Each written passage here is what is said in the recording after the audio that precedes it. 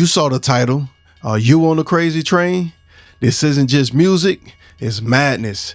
Ozzy's warning laugh, a world spinning off the rails, and lyrics still hit like prophecy. If you're hearing this, it's too late to get off. Welcome to the Play It Loud Podcast, Season 4, Episode 9. Let's go.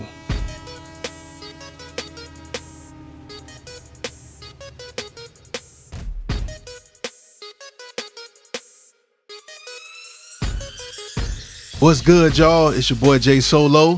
Last time we took y'all back to the year 1999, and the love we got on that episode was crazy. Shout out to everybody who tapped in, dropped comments, and shared their favorite moments of the episode, man. We appreciate y'all. But this week, we jumping head first into straight chaos. We talking rebellion, raw emotion, and that eerie feeling that life's just going off the rails. We're diving into Crazy Train, Ozzy Osbourne's rock prophecy, and we not just breaking down the lyrics, we connecting them to our world today.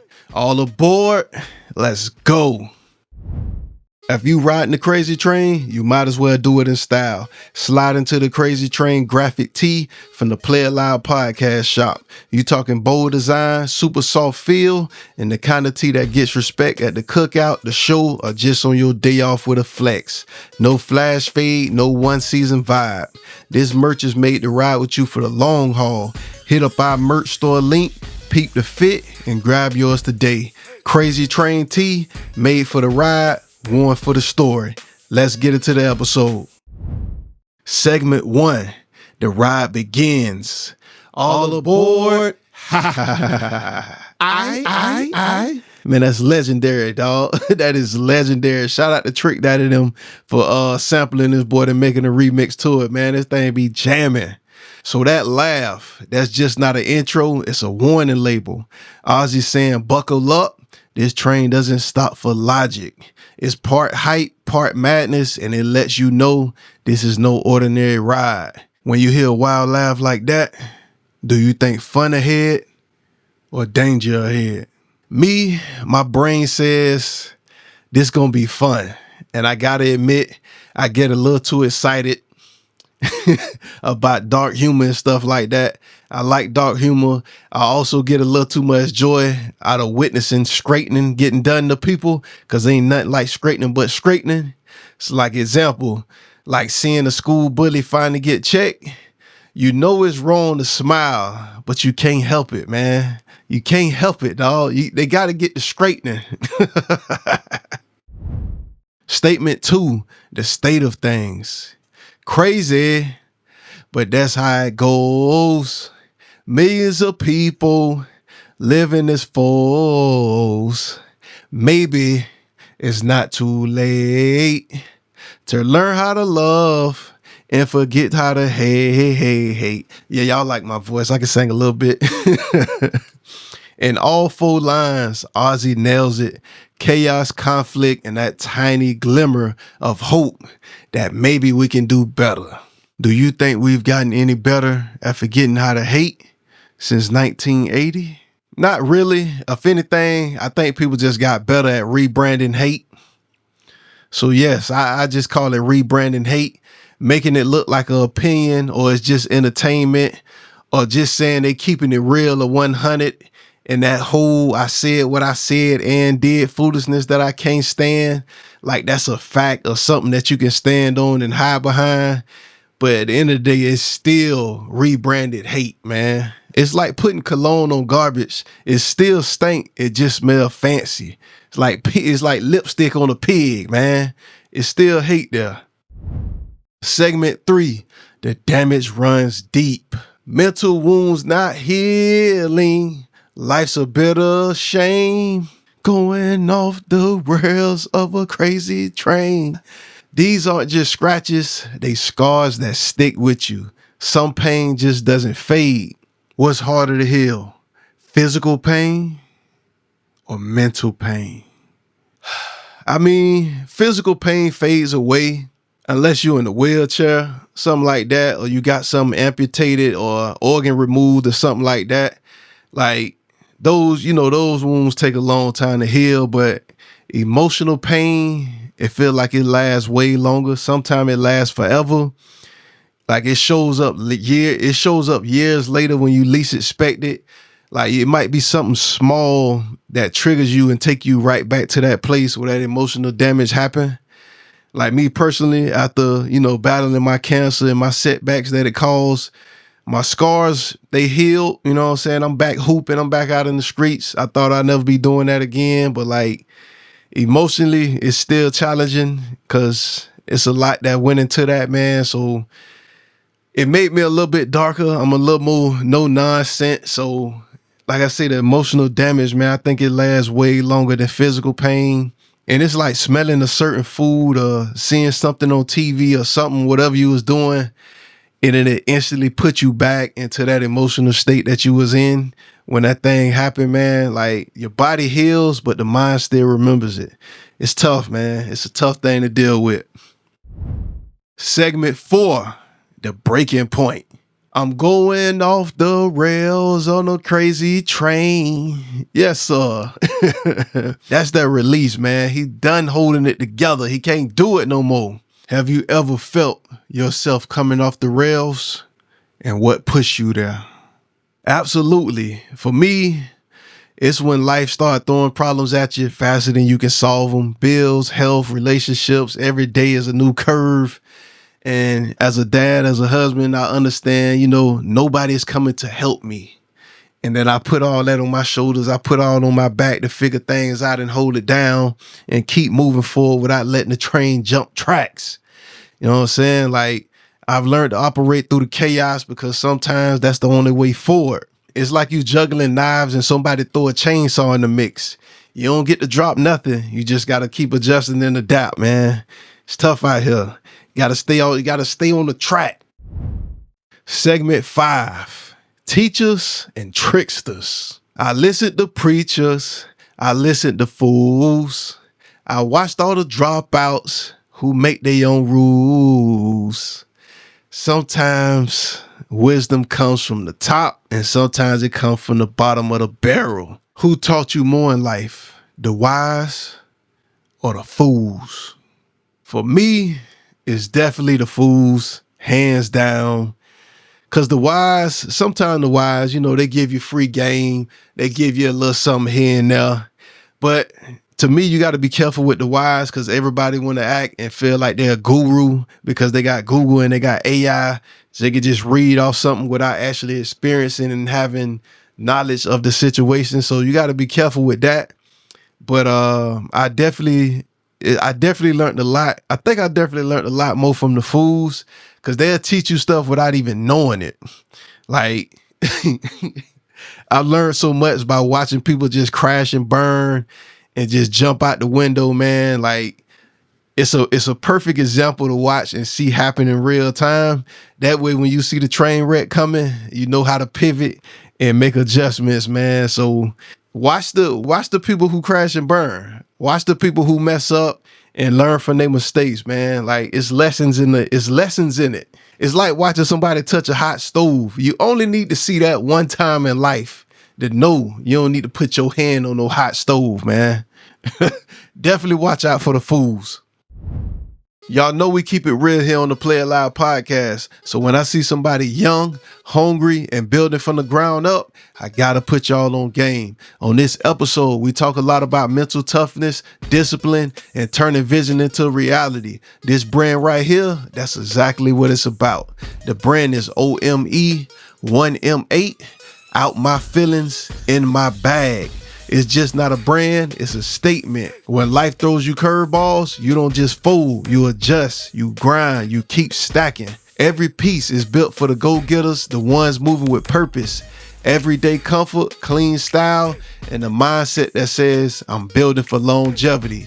The website is not live yet, but that never stops a hustler. So if you see something here on the screen that you like or got a dope color combination that you want to recommend that's pure fire, hit them up on Instagram and lock it in. Again, it's OME1M8. Out my feelings, in my bag, where mental toughness meets style. Stay fresh, stay focused, and stay in your bag. Let's get back into the episode. Segment 6, selling the story. One person conditioned to rule and control The media sells it and you live the role. Back then, media was the gatekeeper. Today, it's in every living room, every phone, and it's living in your head rent free. Do you think we're more controlled by media today than back in Ozzy's time? Yeah, definitely. No question. Back then, they just had TV, radio, newspaper. Now, the media, they're in your pocket, they're on your wrist, they're on your car, they're on your nightstand before you open your eyes. Like, it's everywhere. And they don't just tell you what's going on. They try to tell you and sell you of how to feel about the situation, which is totally crazy. Like, how can you tell me how to feel about a situation? Like, come on, just report the news, man. It's too much going on. It's like giving somebody a remote to your brain and then wondering why you don't like the channel. Like, come on, man, what we doing? Segment 7, Cold War Inheritance. Heirs of a Cold War, that's what we become. Inheriting troubles, I'm mentally numb. Yes, sir. Sometimes the problems we fight aren't ours. They were handed down like old furniture. What's one problem you feel we inherited from the generations before us?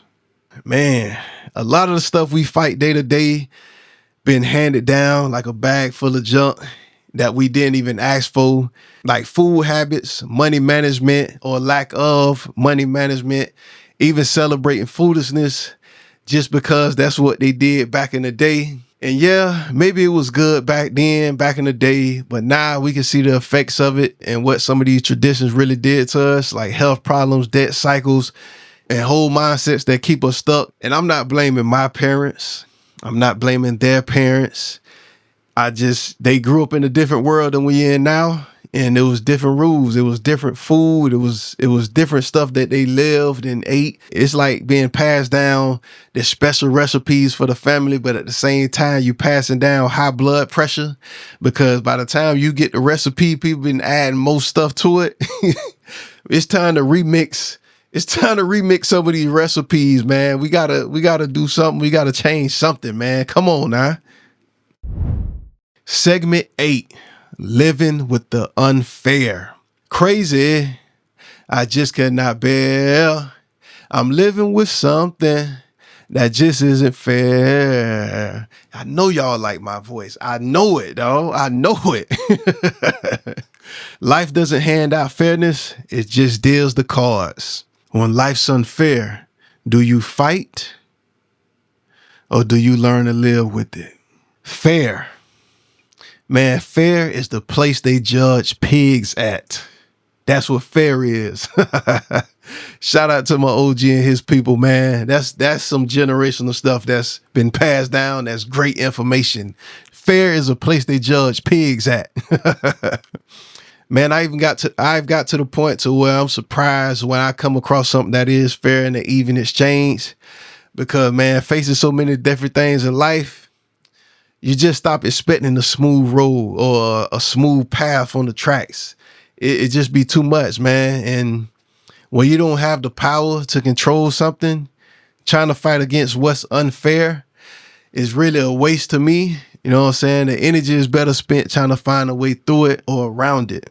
And I'm not saying I'm giving up hope on trying to affect change or anything like that. Malcolm did it. Martin Luther King did it. But it's at a point now to where the haves and have not, the gap has got so big. We just got to navigate and try to fight through it. We ain't really got time to be trying to adjust stuff we can't control, man. It's hard. It's hard out here in these streets. It's like playing cards with a bad hand, and you can complain about it, or you can learn how to bluff and find your way to win. We got to get to it, man. We got to get to it. Segment 9. Wounds without a cure. Mental wounds not healing. Who and what's to blame? I'm going off the rails of a crazy train.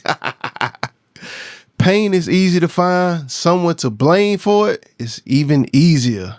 When things go wrong, do you look for blame or look for solutions? The blame game. Blame feels good in the moment. It's that instant satisfaction, pointing fingers, calling it out. But in the long run, it really don't fix nothing. And I used to get caught up in it, blaming everybody else, blaming the world, blaming myself. But I've learned, the real power is trying to find the solutions and try to navigate through the chaos, man. So, I've been last couple of years, I've been working on building my mental toughness because I really don't care or have much sympathy for people who just complain and don't try to find ways to solve their problems or solutions. So I try not to be that person, man. I've been working on myself mentally, trying to get things in order and try to navigate without just doing the blame game and blaming everybody else. Because it's really like being in the sinking boat. You can argue about who poked the hole in the boat, or you can start getting some of this water out the boat and getting this boat patched up before it's too late. So what you gonna do, man? We gonna sink or swim? What we gonna do? Segment 10, laughing on the edge. Ha ha ha ha ha ha. The ledge, the edge, the edge. When everything's falling apart, sometimes all you got left is the laugh. And I enjoy that laugh because you got to laugh sometime to stop from crying. Do you think laughing at the madness is strength or denial?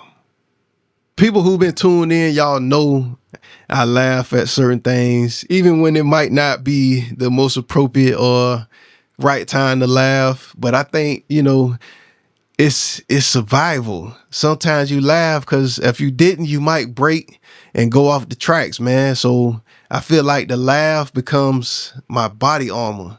It says, yeah, I see the chaos, but I'm still here.